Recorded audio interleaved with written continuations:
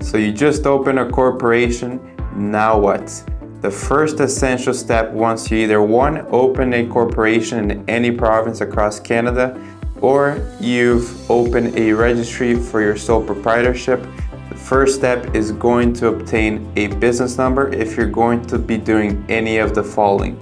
hiring employees, selling a product or service, or doing any import and export with that corporation or that sole proprietorship.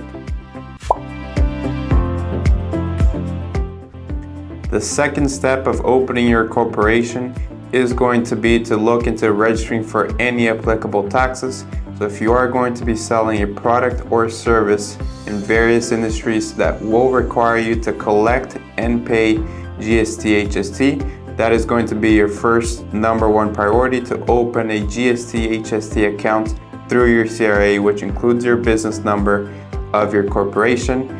If you're going to have any employees, you are going to have to register for a payroll account through your CRA account for your business as well, where you can remit any taxes and source deductions on a monthly, quarterly, yearly basis. And third, if you're going to be doing any imports and exports, it's very important that you register the proper accounts to be able to facilitate your products crossing the border at any point in time.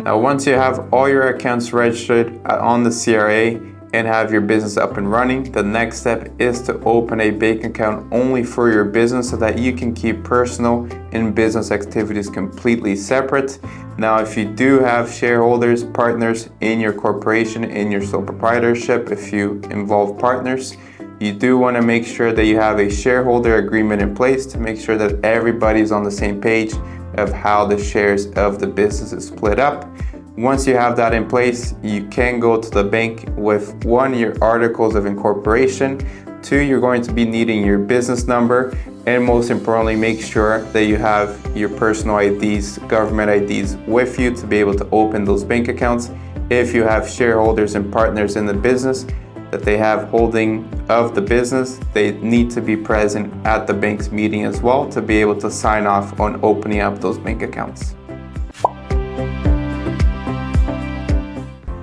Now that you have your bank accounts opened and it's ready to go, next step is for you to make sure that you have all the necessary license and permits in place for your specific business and industry to make sure that you're covered from a consumer perspective, but also from a corporate level of making sure that your business is safe. A lot of businesses do require insurance as well, or if you find that sometimes your business revolves around one specific person or one specific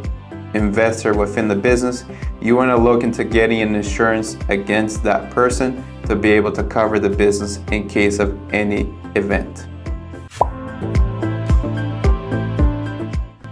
Now that you have everything in place to kick off your business and start operating, the most essential part is to make sure you start right from the very beginning, and that's going to be involved having proper accounting system in place for your business. That could be QuickBooks, Xero, FreshBooks, Wave, whatever system you prefer to use that it's the most cost effective for your business. Have it in place to have the proper records, have your bank accounts connected so that you always know how your business is doing on a monthly basis. Aside from having the proper system in place, you want to make sure you maintain all the proper documentation for your business. Here in Canada, across all the provinces with the CRA, you need to have all your receipts, all your invoices, all your bills in place and saved in case of any review or audit, and that's going to be for the next 7 years. So always make sure you have a system in place where you can digitize all of those documents and not lose any copies of your receipts that can protect yourself from any possible audit in the future. Now, after you've operated your business through your accounting systems, your bank account is open, everything is ready to go. It's essential for you at that 1 year anniversary mark to make sure that you have two things done: your annual returns to make sure that your business stays compliant, and the second most important is your corporate tax return, which you have up to 6 months to prepare once you have reached your anniversary date. So make sure you reach out to a tax professional that understands your business in your books to be able to file your taxes on time and keep you compliant.